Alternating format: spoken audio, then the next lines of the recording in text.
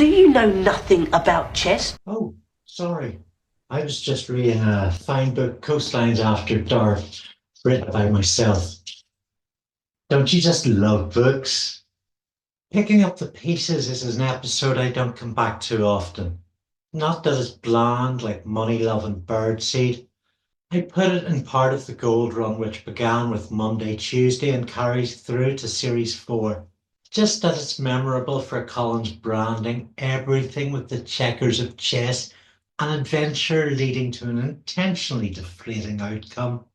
And Frazz spends most of the episode too cool to adventure. I'm also less passionate about the stories which link firmly to school life, with a few key exceptions. And Colin looms visually so large over this piece. I often forget about the Spike subplot, which is an interesting one. I was fortunate enough to pick up a few of the novelisations this time around. Thank you, Thorny Rose 78. This one was published by Hippo, an imprint of Scholastic, who specialise in books for children and young adults. Bill Moffat makes the most of having co-created the show and includes as much of his son's script as I could see. As a school teacher and headmaster, his skills for education and communication are well suited to these. Reading them as a youngster, I felt his throwing in of occasional big words and, conversely, an explain like I'm five style. I felt this made reading them sometimes, it was a clunky experience. And it's a footnote because they flow very well. I've reread picking up the pieces before rewatching it and laughed out the neighbourhood. Bill's advantageous position conveys a deliberate, meticulous precision of cognitive forces in the game, the atmosphere of anticipation and drama. Wouldn't you prefer a good game of chess? The lighting helps a lot. The prop costumes are simply marvellous. The director on this one is Jerry O'Hara, certainly deserving more of a mention than I can here. He had a surprisingly rich and varied career, and a long one. He was 65 when directing this episode, and the scenes with the adults in Breakfast at Czars. He expertly follows the press gang directing style, designed by Bob Spears. O'Hara got into this biz as a reporter for Lincolnshire's Boston Guardian, and, inspired after an interview with a film director, wrote to him asking for a job. He was successful and worked on the feature film One of Our Aircraft is Missing. He worked as a trainee in Verity Films' script department, followed by several Ministry of Information films. And as he worked up to assistant director, had a run-in with a number of well-known names. Apparently, a number of classics. Richard III, 1955, Our Man in Havana, 1959, and Tom Jones, 1963. His directorial debut was 1963's The Kind of Girl, regarded by some as a melodramatic morality piece.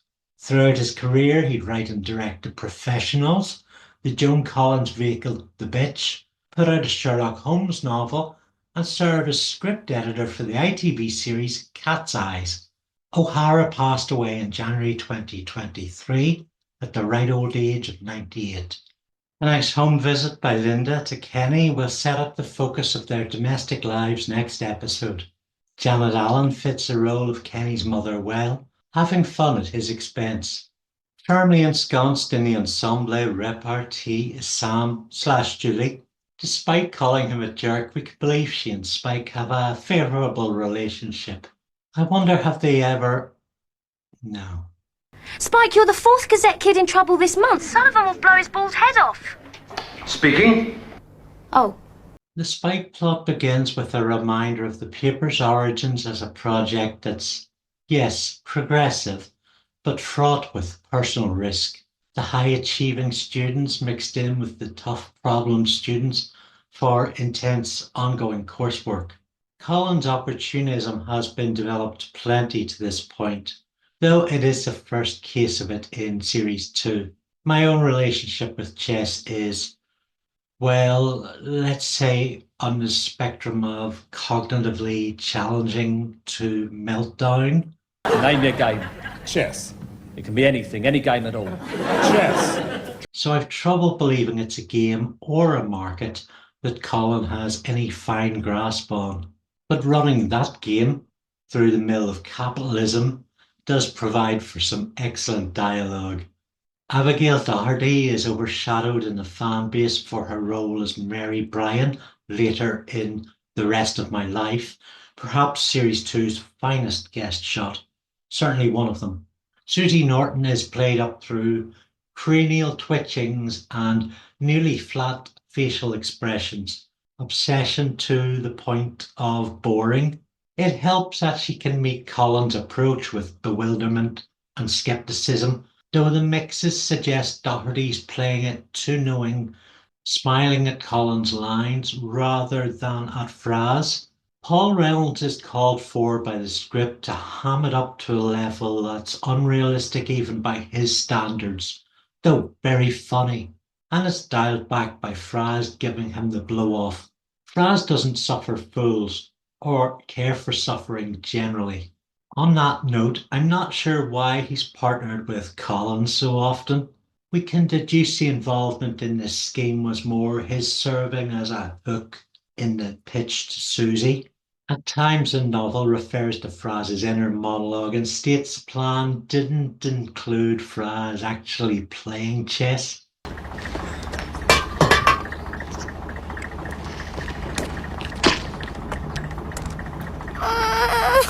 Is that an unchecked capitalism is bad subtext? There's a few extra lines in Book 2 Checkmate about Frazz's nose and Susie's dead grandfather. The core characters in Press Gang are strongly written and cast, for the most part. What is your problem? I have issues with Frazz. Easy, champ, remember Moscow. Sure, he's defined, he's lovable. Mmolki Chrystie gives great delivery and potential for so much more. It's a shame this is one of only 2 Frazz in focus episodes. Generally, I feel he's underserved as a series regular, and he also has the misfortune of being twinned with the pan pipes. Specifically, I have problems with how Mmolki plays him this episode. Despite being wholly consistent with Frazz generally, and an actor that I like watching, I think it may be something to do with the Frazz being an underwhelming character and the story similarly so. There should be some kind of contrast between the two. Doherty does a good job of emitting pheromones, but I feel Chrystie, because the script gives him a nervous attitude paired in scheme with Colin, he doesn't meet Doherty with the chemistry. Something that affects the progress towards a quite clever resolution. I bet you anything that by the time we end Series 2, Colin is representing that ice cream van man. Last time I noted Spike's troublemaker persona is obscured by Moffat's script and Dexter Fletcher's charisma. Here we're reminded Spike was almost expelled. Working on the paper was his last chance. He's shown violent tendencies in the past, and the fight with the sixth former drives his plot and is overt about this aspect of his character. It stimulates Linda in the... Oh, grow up. It stimulates Linda in the role of his sponsor, likewise. Technically, that's been a minor element from page 1. With their friendship growing, through some respect and closeness, it's only reasonable she would want to step up to defend him. And don't bother feeling sympathy for the sixth former Barry Crowther. The real victim here is Bill Sullivan. I'm wondering if Stephen named him after his father, both as a thank you and speaking to the paternalism shown in the star teacher to star pupil thing. This is the episode where Kenny gets dumped by the girl from Macton. Weekly love letters to the next townovers coming on strong. Moffat's really prioritising new Julie or Gabrielle Anwar, emphasising connections with the main leads in her first lot of screen time. And I relish any time we get scenes between her and Kenny. They tickle the shipper, don't they? Bill Moffat has a fantastic little paragraph about our core location. Any day in the Junior Gazette newsroom could be any other. The place had always exactly the same feel. Something between urgency and frenzy. Emergency was the norm and the aim was to prevent it escalating to something serious.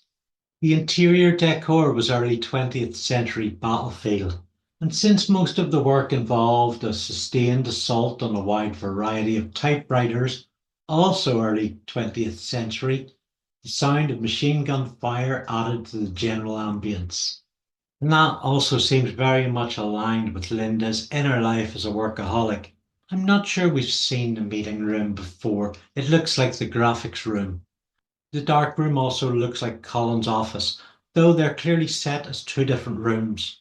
One of the reasons PG is so beloved is the dialogue as back and forths rather than single lines. So hilarious and so poignant and deep nuance. I mean, I can't do anything now without you coming to me with a score sheet and a rundown on my performance. I mean, what is this? You working me over until I'm good enough for you? Because let's face it, they are a mismatched couple. From Linda's ex as Shadow Spike, we sense she's slowing it. And Linda isn't quite Spike's type either. That's a guesstimate on my part. We've not seen many of his exes to this point, only subjects of his flirtations. I reckon we can probably put Charlotte Rendell, the physics student, as an attainable version of Linda in Spike's subconscious. I'll certainly keep a watch for how they measure up to Linda as we go through the series. In this time when he's facing suspension, Linda lets slip her growing affections beyond her paranoia. There's a whole scene in the novelisation of Frazz complaining to Czar about his flat coke. Unfortunately, actor Peter Childs had leukemia and passed away a few months before this episode aired, so presumably he couldn't have made any recording. When Frazz gets a Chess for Beginners book, it's a little blurred as to him having bought it. The wrapping paper suggests it was a gift from Colin, how naive I am, rather than on his own initiative to get with Susie. Susie's refrain of dialogue is key to unlocking what young Moffat is trying to do here, using Frazz's pretty stupidity as a means for the flirtations between them. It's one-sided though, and not really game on. The novel makes their interplay believable with lines like, "He was hooked on Susie, but it was Colin who held the fishing line." If we employ some moves for Frazz, we might draw a parallel with his pal Spike and his burgeoning romance. They are good friends, maybe best friends. Frazz is attracted to Susie, superior intellect and all. So through Frazz, we can get more of a handle on Spike and Linda's relationship from Spike's perspective, which is the lesser scene of the coupling. And the adaptation does a good job of Susie interpreting Frazz's reluctance as part of a chess player's strategy. If he was as devious and incomprehensible during the game as he was before it, he would certainly be a formidable opponent. Exciting, isn't it? Spike and Bill Sullivan have an interesting relationship. Spike's aggressive traits are rarely, if at all, taken out on Sullivan personally. We see the assistant headmaster warms to him as his behaviour improves. There's pride, which goes beyond Linda and Spike's coupling, signifying the success of the paper's school initiative. He's keen to respect Spike and trust him, and I think the feeling's mutual. So when the suspension is issued and Sullivan says he's disappointed, it's meant with sincerity. Bill Moffat tells us Colin learned his theatrical skills from working hard as a bingo caller. Hey, here's another B. B5, as in, boy, this B thing is really starting to tick me off. The game is underway. Note Sarah's contempt here. The great game plays out deliciously. The sensationalism, the tension, and how Frazz deals with it. No trace of embarrassment, consistent with his coolness, exercising his carefree attributes. Despite my reservations earlier, it's always stuck out as a jubilant exit. And in the final scene we pick up following Spike's return to school. I quite like the reveal of his true motivation for beating up Barry Crowther. It forms a nice little coda to the subplot. Sullivan gives him a pat on the shoulder. All us guys fighting guys, yeah, we are guys. We like to fight, of course we fight, we guys. Rather, it's to say, you poor sap. I'm sorry it came to that. I can still remember being young and stupid. And Linda is still furious. See how Spike and herself exit in different directions. Curiously, Bill Moffat omits his revelatory scene from the novel. I don't know if that's an oversight or a stylistic choice. The alternative reading makes for emphasis upon Spike as aggressor then, without an emotional motivation. And that's a legitimate narrative too, maybe more so, because it doesn't play on our matchmaking to justify Spike's violence. Though the novelist does include detail that Sullivan has a real dislike for Barry Crowther, and perhaps he should have given Spike a reward. And the end credits are Spike berating Frazz on Susie Norton and what they have in common, closing in on her and her obsessions with work and intellectual attributes. Then Linda shows him up. Again, a casual grouping of witticisms that actually says a lot about these characters. And the relationship of Frazz to Spike and Linda is something we're far from done with. So as a Frazz and Focus episode, I think it's only right we present a special feature on Mmolki Chrystie. And Julie's got a special visual graphic introduction to go with that. Julie! Julie! Julie! Julie! Julie! Julie! Oh, never mind. It'll sort itself out later.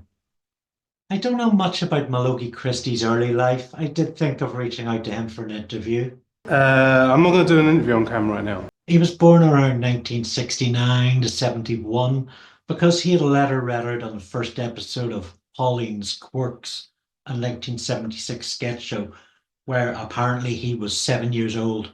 I'm not sure I can find it. What do you mean? No. He made his first TV appearance proper on BBC's school show Walrus, an acronym for Writing and Listening, Reading, Understanding, Speaking. Walrus was a mix of real life and realist drama to get secondary school children thinking about life choices. Chrystie fronted 4 episodes in 1983, playing one of the main cast, Larry. He appeared alongside a pre-Mallet Timmy Mallet, the indisputable face of children's ITV at the weekend, who likely served as the template for the character of Zach in Series 4's Bad News. His first big role came as Kevin Bailon in popular school drama Grange Hill. I've covered this briefly in my look at One Easy Lesson. Chrystie appeared in 35 episodes, 1984 Series 7 to 1986's Series 9. When not competing for the affections of Annette and Faye on an orienteering course, he had a ringside seat for the breakdown of his best friend Zamo in his descent into heroin addiction. What do you know about heroin? Heroin? Nothing. Well, I mean, only what I've seen on the telly. They reckon drug dealers mix other things in with it to make it go further. You know, it gives them a bigger profit. What sort of things? Any white powder that looks like heroin. You know, talc, flour, detergent. Zamo sold Kevin his bike, money that he used to buy Horse, the big dope. And Kevin gave Roland money because Zamo has taken his for lunch. What a beast. And on seeing Zamo use a credit card for Skag, the two fight like dragons. And boy, did he get a smack. In the UK in 1986, a generation connected the phrase "just say no" with Grange Hill, but it predates that back to 1982 and New York advertising executives Needham, Harper and Steers, though Nancy Reagan often claimed she'd come up with it. Just off the cuff, as you do. A national campaign followed, including TV sitcom Different Strokes, before Grange Hill writers, likely script editor Anthony Minghella. In fact, the UK top 10 number was originally a cover version of the US song by LaToya Jackson.